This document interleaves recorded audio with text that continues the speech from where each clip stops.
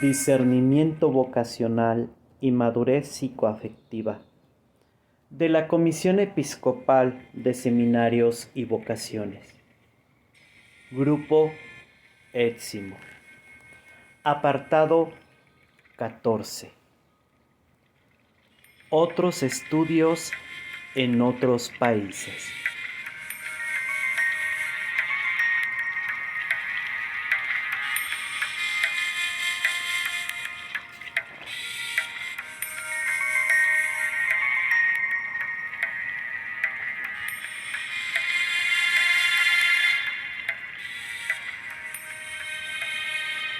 En la Universidad del Noroeste, en Estados Unidos, en 1987, se realizó una investigación por Genesee Ruth, Helen Weidner, titulada Duelo personal y sus efectos en la elección de la vocación religiosa.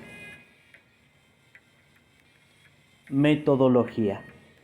La hipótesis de que el duelo se relaciona con la elección de la vocación religiosa fue investigada mediante cuestionarios administrados a 93 seminaristas, 140 estudiantes de medicina, 146 estudiantes de enfermería y 142 estudiantes de administración. Las entrevistas fueron conducidas con aquellos estudiantes que reportaban pérdidas. Los factores motivacionales y psicológicos entre los seminaristas con pérdidas y sin pérdidas fueron comparados, utilizando el inventario de la Escuela Teológica y el ya mencionado MMPI. Resultados. 40% de los seminaristas reportados que la pérdida influenció su decisión vocacional. Pérdidas en la familia inmediata fueron reportadas por el 30% de los seminaristas, comparadas con un 17% de los estudiantes de administración. La incidencia de pérdidas fue también elevada entre los estudiantes de enfermería y medicina. El TSI mostró patrones comparables de motivación para los seminaristas con pérdidas y sin pérdidas. En el MMPI, la escala de desorden narcisista de la personalidad fue significativamente más alta entre los sujetos con pérdidas. Probablemente indicaron la persistencia de síntomas de aflicción o pesar. Conclusión. Estos resultados sugirieron una relación entre el duelo y la decisión para elegir la vocación religiosa. Para algunos sujetos, la experiencia de pérdida estableció un patrón de motivación para servir a otras personas. Para otros, la pérdida elevó su motivación para hacer algo significativo o para servir a Dios. En algunos casos, la conversión religiosa siguió a una pérdida. La identidad pastoral aparentemente fue utilizada por algunos individuos para compensar pérdidas irresueltas. Los sujetos que resolvieron satisfactoriamente su aflicción o pesar se percibían a sí mismos como más empáticos y más atentos en su cuidado pastoral. Cuando el duelo o las pérdidas conducen a la psicopatología, los profesionales religiosos pueden utilizar sus roles vocacionales defensivamente para compensar sus conflictos internos. El duelo irresuelto de una pérdida puede impedir las relaciones pastorales efectivas. Se teorizó que con el seguimiento de las pérdidas o el duelo, los individuos desarrollan compromisos religiosos elevados y motivación para servir en roles de empatía, creatividad y liderazgo. Otros investigadores han tratado también de estudiar la personalidad de los seminaristas, pero mediante otros métodos: observación clínica, estadísticas, cuestionarios, aunque sus resultados fueron obtenidos con otra metodología. Estos aportan una valiosa información con relación a la personalidad de los sujetos que eligen la vida religiosa.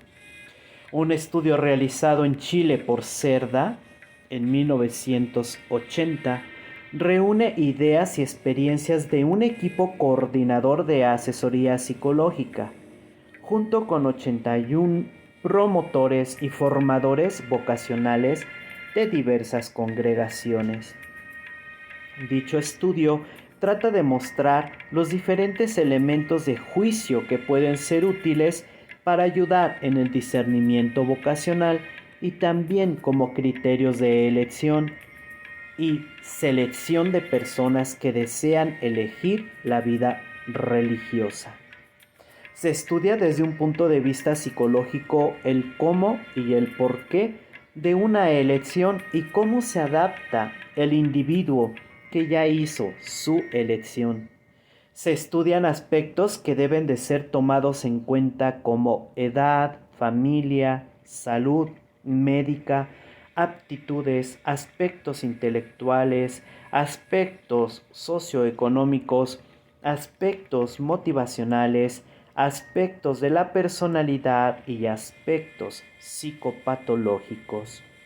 Se encontraron como aptitudes generales que deben de tener los candidatos a la vida religiosa las siguientes: capacidad de búsqueda y comunión con Dios, capacidad de establecer y mantener relaciones humanas positivas y no conflictivas, una capacidad de relacionarse sin dificultad con ambos sexos, con edades diferentes y con diferentes condiciones sociales, una mínima capacidad autocrítica y autoconocimiento personal y de asumir su propia historia, un deseo y búsqueda de verdad frente a sí mismo junto a un anhelo real de superación personal y comunitaria, cierto nivel de tolerancia a la frustración y de buen manejo de la agresividad,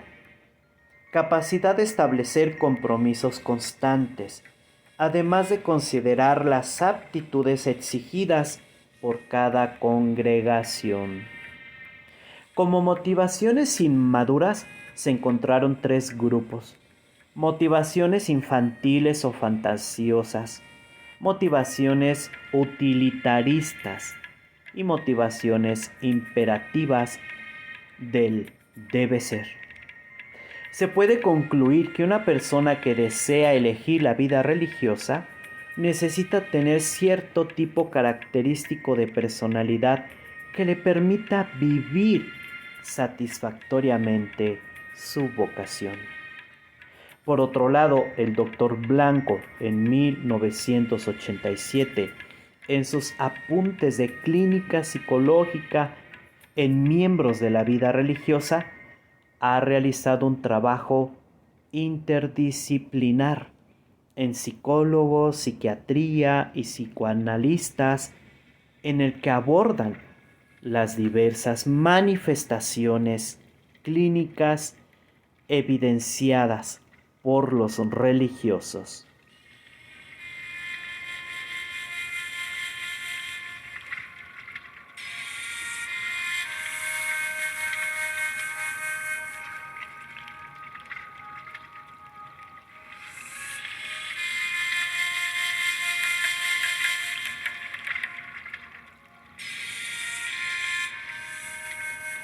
Los sujetos observados en dicha investigación han sido religiosos que han solicitado en clínica consulta y o tratamiento psicoterapéutico.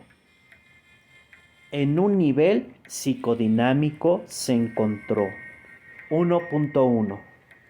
Distanciamiento del yo, una fe adulta y fe infantil. Su vida de fe es tan pobre, en el fondo no creen, o su vida espiritual está ligada a procesos infantiles. 1.2. Voluntarismos. Existe una ausencia de autodeterminaciones. Es el manejo intelectualista y legalista de sí mismo y la puesta en marcha de ciertos procesos defensivos. 1.3. Culpa, escrúpulos y magia. La religiosidad está anclada en procesos de pensamiento y afecto muy primitivos, infantiles, desencadenando sentimientos de culpabilidad enfermos. Se presentan escrúpulos y bloqueos del pensamiento, el afecto y la acción. 1.4. Elaboración de duelos. El sujeto se queda en un periodo indefinido de latencia.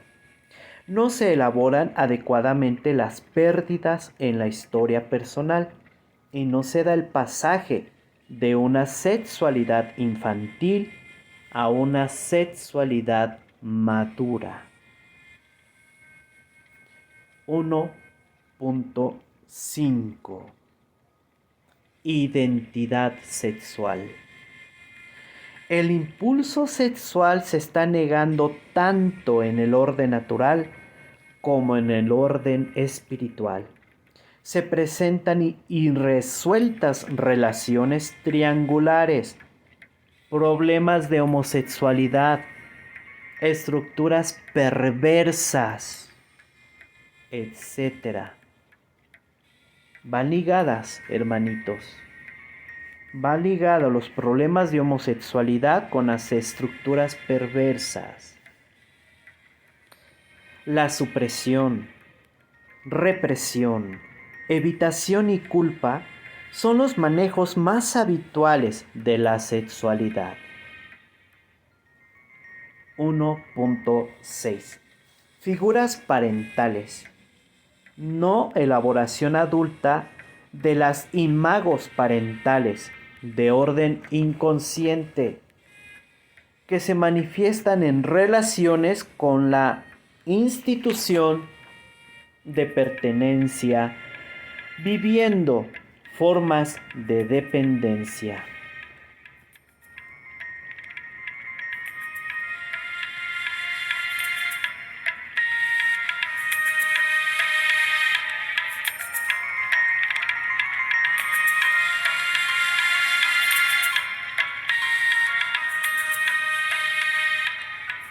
En un nivel organizacional se muestra lo siguiente.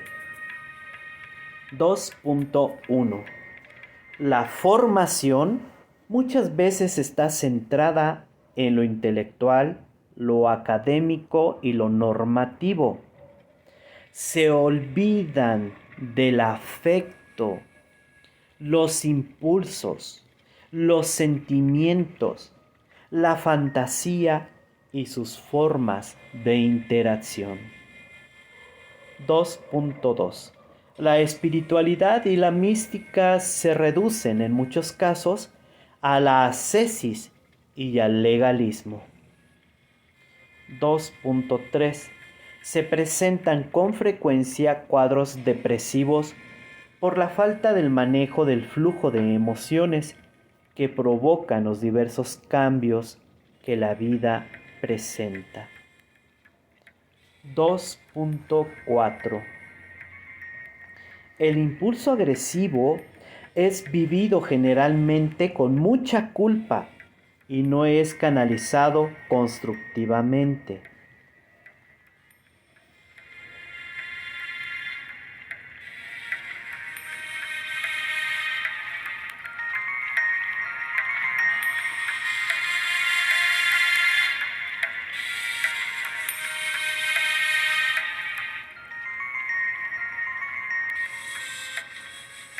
En otros estudios de Rodríguez, citado en el libro de Tena de 1971, Vida religiosa todavía, se encontró en la observación de religiosos motivaciones inconscientes como 3.1. Angelismo. Demasiada rigidez en la educación moral. 3.2. Perfeccionismo. El rechazo inmaduro de sí mismo provoca el deseo de ser diferente a los demás, que se distinga el individuo de la masa. 3.3. Necesidad de seguridad y anonimato. Los sujetos buscan un ambiente de dependencia que sea en el fondo un remedo del seno materno. 3.4. Tendencias esquizoides. La vida interior desarrollada al extremo de lo patológico tiende a separar al individuo del ambiente para permitirle vivir de lleno en su propio mundo. 3.5. Promoción social. El gozo de un estatus de consideraciones y privilegios que los colocan por encima del común de las personas.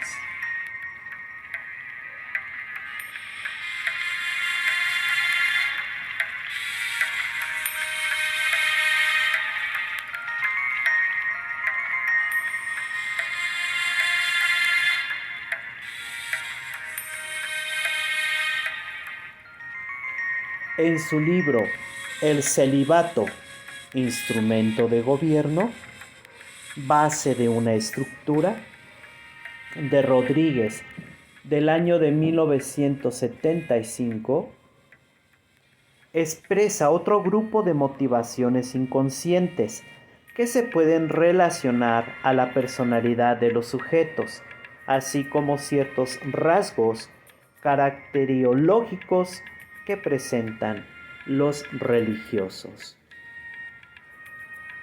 4.1. Fijaciones edípicas.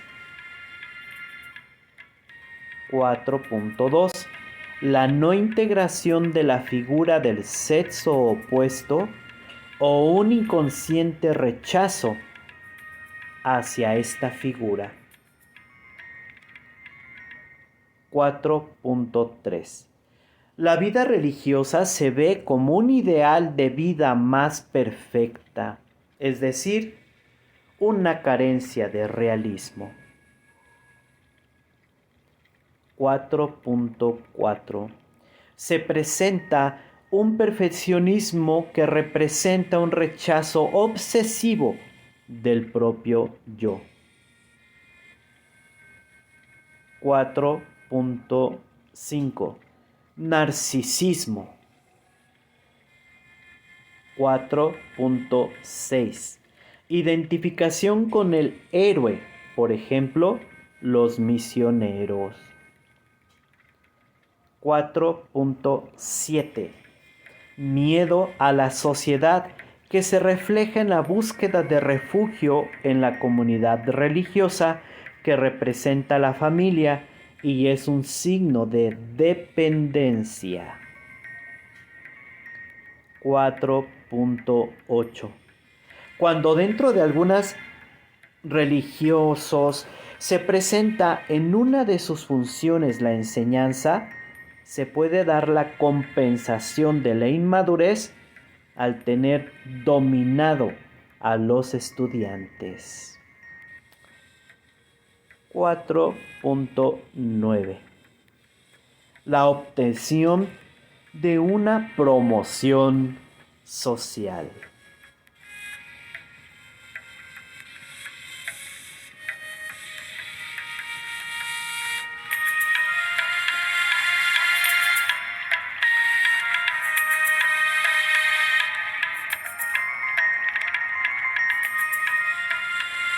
Dentro de los rasgos caracteriológicos que presenta Rodríguez se encuentra 5.1. Tipo paranoide.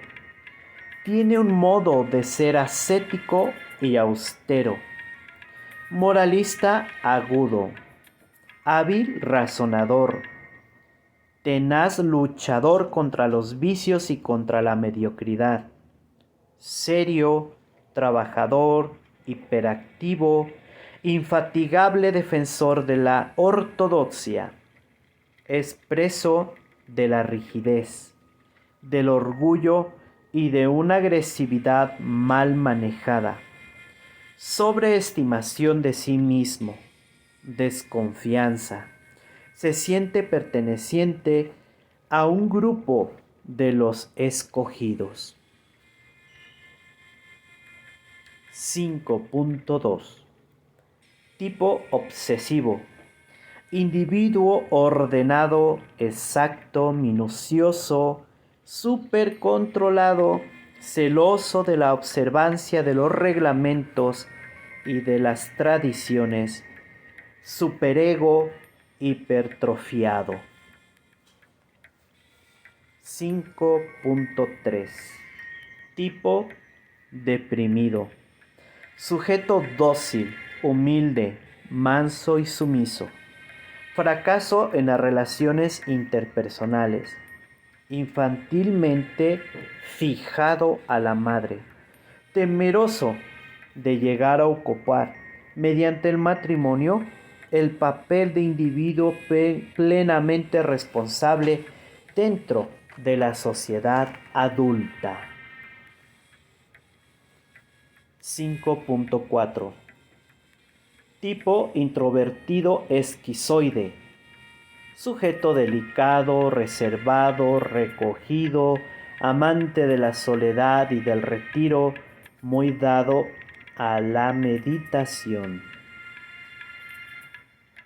5.5. Tipo masoquista. Sujeto que se entrega a la vida religiosa movido por sentimientos de contrición, que se autoacusa sin cesar y sin piedad, que vive detestando el pecado, anhelando la expiación y meditando en los castigos del infierno, dado a disciplinas corporales como ayunos, abstinencia, regateo del sueño, flagelación, etc.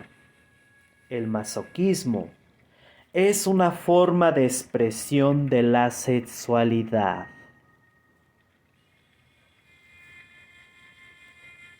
5.6. Tipo maníaco. Sujeto que se consagra a tareas que sobrepasan horizontes comunes y corrientes.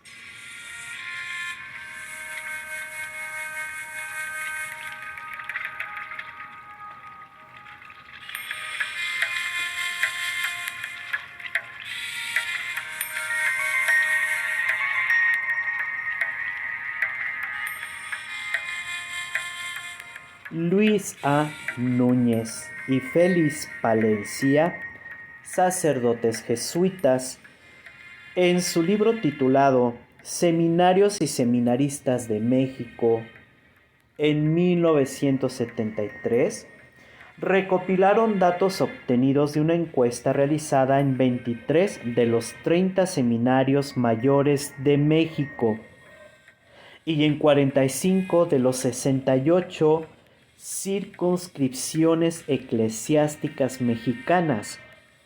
Su estudio plantea una mera descripción de datos cuantificables, tanto democráticos como de opinión, obtenidos mediante una encuesta general de cerca de 100 preguntas, así como de entrevistas directivas y de cuestionarios dirigidos al personal directivo de los seminarios.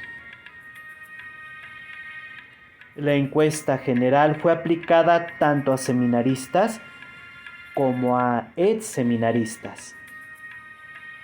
Los seminarios encuestados fueron 720 y los ex-seminaristas fueron 48. Como datos demográficos, se encontraron los siguientes. Número 1. Se encontró una disminución de seminaristas del Seminario Mayor en México en los años. Datos obtenidos del Anuario Pontificio. Número 2. El 66.8% de la muestra de seminaristas entraron al seminario después de haber terminado la primaria. Su edad promedio de ingreso fue de 15 años. Número 3. El caso del seminarista hijo único fue muy escaso. Llegó solo al 1.8% del total y dentro del 14.2%. Quedaron todos los seminaristas pertenecientes a familias de 4 hermanos o menos. El caso más abundante fue el de la familia de 7 hermanos, con el 14.6%. Dentro de sus familias, los más frecuentes, 22.1%, fue que el seminarista era el segundo de los hermanos, es decir, que tenía solo un hermano mayor que él. El promedio correspondió, sin embargo, al tercer lugar de los hermanos. El seminarista era de los hermanos mayores o si acaso era alguno de los medianos, pero difícilmente era uno de los chicos. Número 4. De cada 10 seminaristas encuestados, 6 nacieron en pueblos o rancherías, hecho que coincidió con ser familia de bajos recursos económicos. Número 5. En 3/4 partes de los casos estudiados, el papá y la mamá del seminarista asistían juntos a misa, por lo menos una vez a la semana. La tercera parte de los encuestados habían pertenecido a alguna asociación religiosa antes de ingresar al seminario. Y número 6. Entre los ex-seminaristas fueron muy pocos los que representaban al ámbito familiar después de su salida.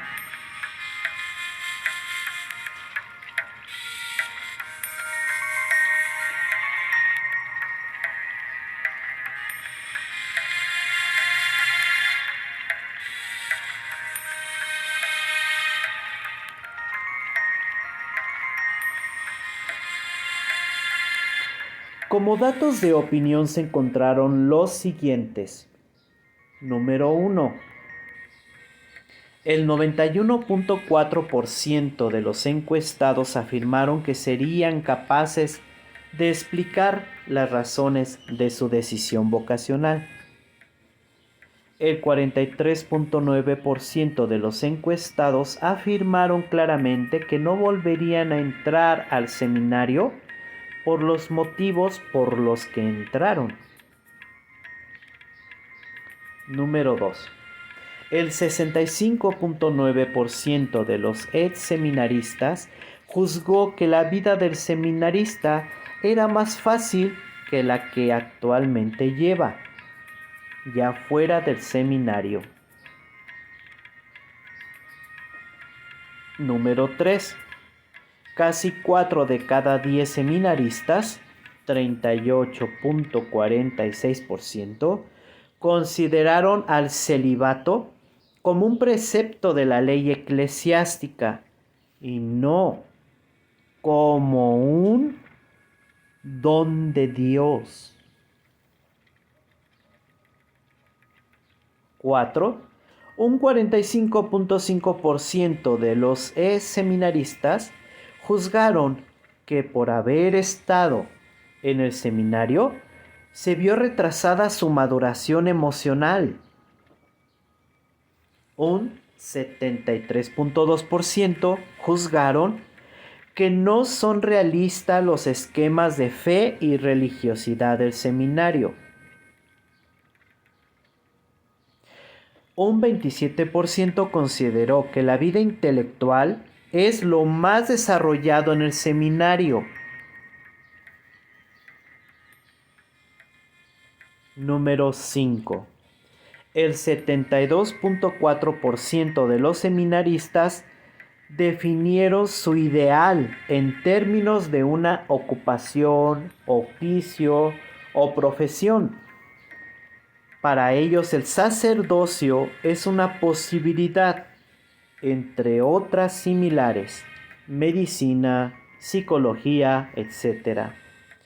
La concepción de que el sacerdocio es una profesión al lado de las demás fue bastante difundida entre los seminaristas.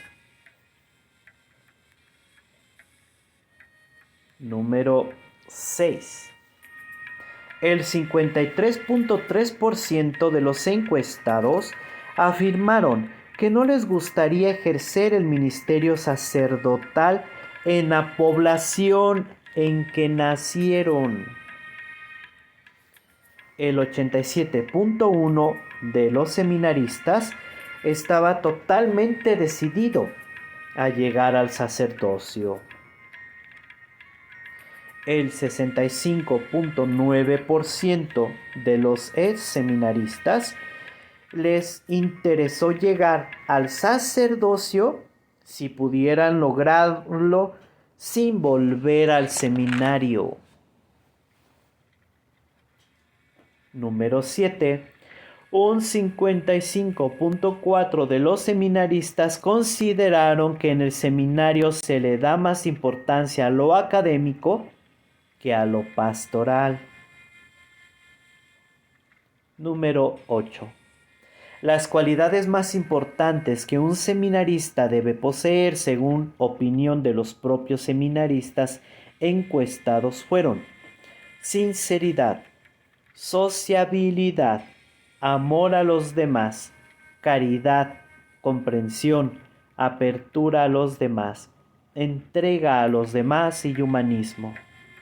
Como defectos más sobresalientes que un seminarista puede tener, consideran los siguientes: aburguesamiento, irresponsabilidad, egoísmo, habladuría, falta de comprensión, mediocridad, poca entrega y el no aprovechamiento de lo que se tiene. Conclusiones. Inciso A.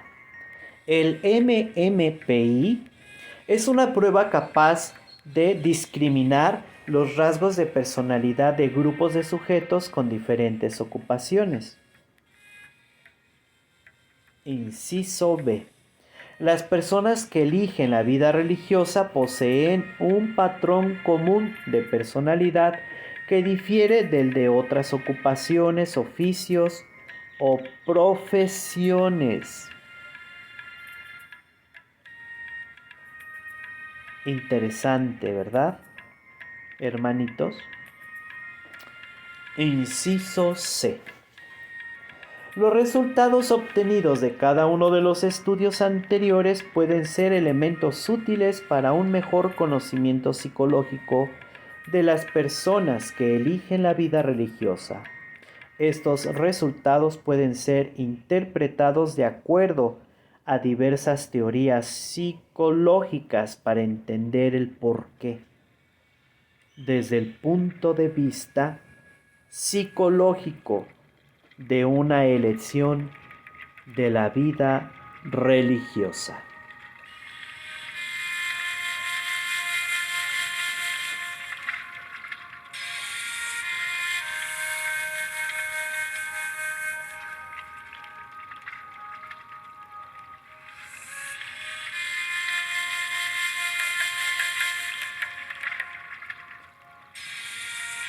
Bibliografía.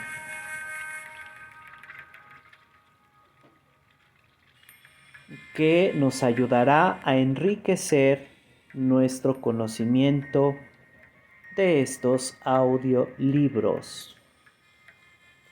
Alonso Núñez y Palencia, Seminarios y Seminaristas en México.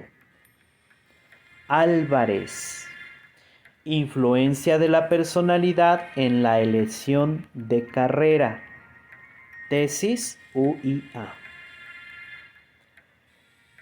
Benconutin y Ayestarán. Examen de la personalidad en los candidatos al sacerdocio. Blanco. Problemas y retos de la formación para la vida consagrada. Apuntes de clínica psicológica en miembros de la vida religiosa. CAR. MMPI. Cerda.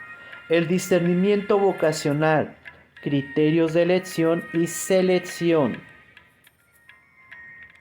Graham. MMPI. Guía práctica. México. Genesey. Personal. Breamen. Volumen 48. Núñez.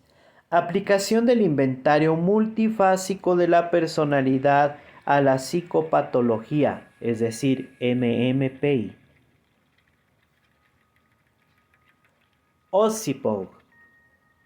Teoría sobre la elección de carreras. Rodríguez. El celibato. Instrumento de gobierno. Base de una estructura. Y Tena. Vida religiosa. ¿Todavía?